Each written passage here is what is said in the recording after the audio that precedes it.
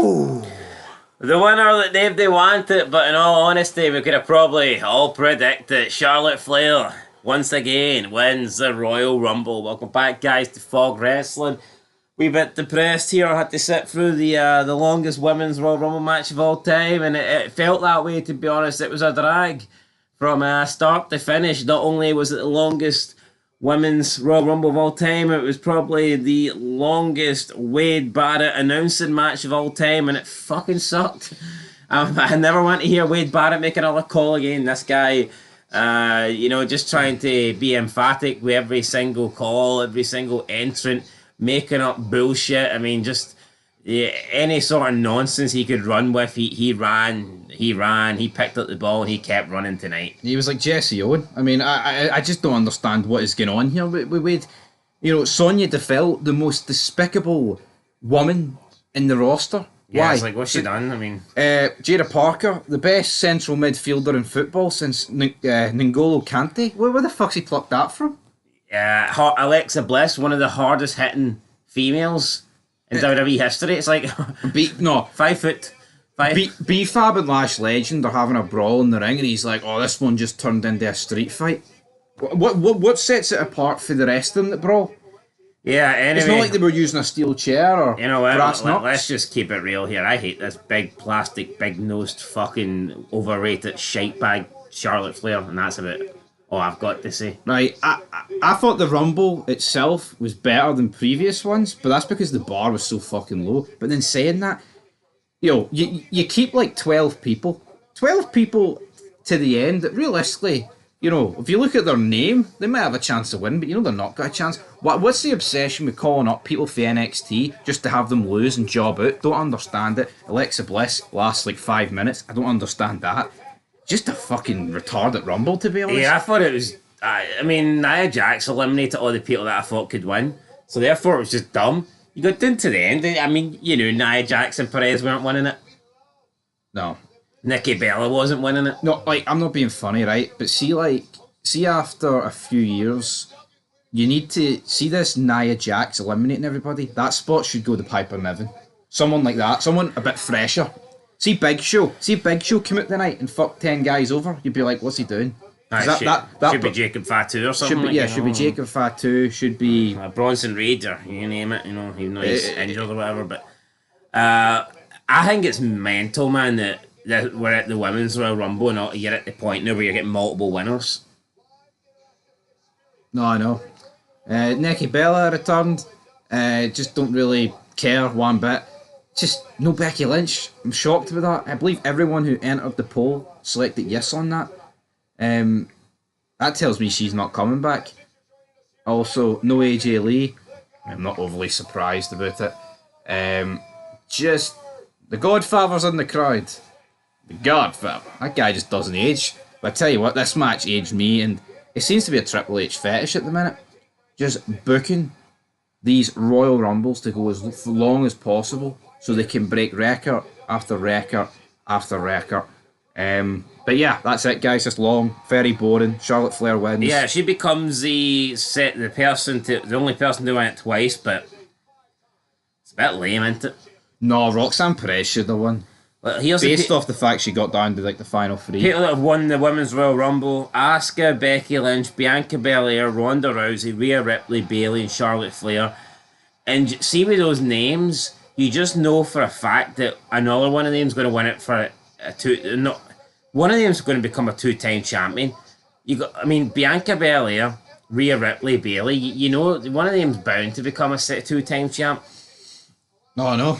Even Becky Lynch maybe could do it. Anyway, that's it. No, Roxanne Perez is not even on the main roster in her third Rumble. If you don't see a problem with that, I don't know what to tell you. Yeah, now when she gets called up, she's going to be all 4 Rumbles. She's not going to feel and it's special. the same with Julia, man. It's like, why is she entering her first Rumble as the NXT champion? I just don't think it's right, man. Charlotte Flair gone for 2 years, comes back. Oh, here we go. Yeah, disappointing and very boring. I believe up next is DIY against the Job Squad. Another way to get an app. I'm gonna sit that on it. Well, I'm not making a fed on it. No? No. Wake me up. For what? The end of the match. You're alright. See if someone woke me up for the end of that match, man. Battle. Yeah, why don't you just DIY it? Hit yourself. I did, Johnny. Right, guys. There he is. I him. Also, noticed a couple of new accounts I've never seen before in the competition, so Aye. don't be counting your chickens because it's a subscriber only. We're giving back to the people that support us, and if you've just ventured across this channel for the first time and thought you were going to steal 50 quid, you're mistaken, buddy. There's always a plan B. I don't know. Anyway, I don't think this Rumble was as sloppy as previous ones, but it wasn't fucking good. No. So, We're out. we're it. Peace out. Peace out. It's a match that shouldn't even belong on one of those VHSs that Dave Meltzer bought down a dodgy alley in NYC. But DIY retain 2 out of 3 falls match against the Motor City Job Squad, whatever you want to call them. But you know what? It was awful. Don't get anything twisted about it. But at least they incorporated the Street Profits coming back, and there was a heel turn. See if this was simply just 15 minutes of wrestling, it would have been awful. Street Profits, they cost Motor City Machine Gun. You want to know why they cost Motor City Machine Gun? Because DIY battered them, and they're the ones that injured them. So the good news is that for Street Profits, they cost Motor City Machine Guns their opportunity so they can take the tag titles from DIY while getting revenge on them at the same time. But Michael Cole, being the absolute idiot that he is, has to dumb it down for the 4-year-olds watching at home and the mentally challenged that are watching it in their parents' basement. Guys, the Street Profits attacked the Motor City Machine Guns. You want to know why, guys? Because my colleague partner over on SmackDown, Joe Testori, is a monotone mongoloid. Doesn't understand shit, brother. No, in all seriousness, man, it's just like, well, why did he have to dumb it? I like Pat McAfee. He brings a lot of energy. As we're speaking right now, he's drawing his lines here in the NFL, and it's fucking more entertaining. We are halfway through this Royal Rumble pay-per-view, folks. It has been nothing short of disappointing. But we've got a ladder match in the men's to go, so hopefully that can redeem it. But this match shouldn't be anywhere near the card. It's an absolute disgrace that this match is even... It shouldn't even have been on the Rumble pre-show. It's a piss break match. It was the Upload Charlotte Flair winning the Royal Rumble break kind of match for me. Be honest, my eyes must have been on the telly about a total of 3 seconds. But here, 3 seconds is all you need in wrestling. 1, 2, 3... Till next time, peace. An absolute yawn fest here, a bore fest at the Royal Rumble. Indianapolis, Cody Rhodes retains. He wins the Wing Eagle belt, if that's what we're calling it these days. But bore fest. I mean, this match, right? Lack of selling. There was some good spots, can't deny that. Alabama Slam through the ladder was the ending spot for Cody. It literally looked like Kevin Owens snapped his neck. You had a fisherman suplex through a ladder from Owens on Rhodes, where he sprung up and then landed face first, which I thought was pretty good. But you've just got some awful selling in this match, man. You've got Cody Rhodes hitting Kevin Owens with a crossroads, and 5 seconds later, Kevin Owens is grabbing the foot of Cody Rhodes, stopping him from climbing the ladder. I mean, if you think that selling's good, then I've got an igloo to sell to the Eskimos, because, I mean, I don't understand how people can enjoy that. But match was about half an hour, man. 20 minutes of fucking boring. I mean, it picked up towards the end, but you'd Nick Aldis out there, you'd the rest of them, they're throwing X's up, they're trying to get the match stopped. Sami Zayn's out there greeting for one thing other than Palestine for once. And, Kevin Owens busted open, Cody Rhodes, Alabama Slam, like I said, some good spots, but just so boring, man. It's like these guys don't know how to work. It's like, you know what?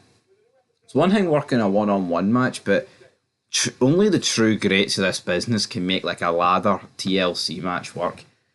And Cody Rhodes and Kevin Owens don't have what it takes. They relied on a few spots throughout to carry them, and did it? Not really. Some decent ones, but overall, the match lacked the tempo. It lacked any sort of rhythm until it picked up at the end, and Sami Zayn's overreacting with Michael Cole screaming his tits off on commentary doesn't do it for me. Anyway, the main event's up next, and that's what we've all tuned in for, so hopefully it delivers. Big Match John looks as shocked as Fog Wrestling because, dare I say, Jey Uso is the biggest surprise Royal Rumble winner in years. Welcome back to the channel, Big John. He made it to the final two. It was reminiscent of Shawn Michaels in 2010. Cena, his wee face, his heart broke, his arse collapsed. But I can't help but feel there was something off about this men's Royal Rumble. Main event by name, main event by nature. Jey Uso going to WrestleMania. Ah, man, the gap between the Usos is beginning to remind me of Michaels and Jannetty. Jey Uso's gone to bigger and better things. Jimmy Uso's just Jobber Uso at this point. No, he is Jobber Uso, but I'm worried for Mania, right? And I actually like Jey Uso, and you know what? He's over. And we've said in the last couple of weeks, like, you've got to push the guys that are over, like a Braun Breaker, like a Drew, like a Jey Uso, over these guys that don't turn up. And you know what? I think Roman Reigns came across in that Royal Rumble as incredibly weak. That doesn't strike me as the megastar and face of the company, his performance in that. He got eliminated 6th from last, right? Logan Paul making it to the final three is a fucking shocker, isn't he, right? But Jey Uso winning's the biggest shock. I mean, I'm in disbelief about that. I can't remember the last Royal Rumble where I was that shocked about the winner. I mean, you look back the last couple of years, Cody winning was predictable. Probably Nakamura. I mean, you'd say Nakamura, but when you actually look at the field that year, I know Cena was in it, but it wasn't last year, John. You know what I mean? Like, if I had to rank guy, like we're talking before this goes on, and we're like, nah, Jey Uso, Drew McIntyre, not a chance. I mean, the way Drew McIntyre went out, man, like an absolute jobber. I'm convinced plans have changed. Something's happened. I don't know. I'm not too sure what's happened. Is The Rock pulled out? Did someone pick up an injury mid-match? Can Cena not work a certain amount of dates anymore? Can Roman Reigns not be asked? Turning up from the island of irrelevancy? Well, my plans are to go to bed, so let's hurry this up. No, but I don't get it. This just screams to me that this has been changed. You don't have Jey Uso constantly lose to Gunther, just having to win the Rumble. Honestly, Gunther against Jey Uso isn't a Mania main event. It's just not. And that's what they're going for. I disagree with it. Anyway, Rumble review coming soon.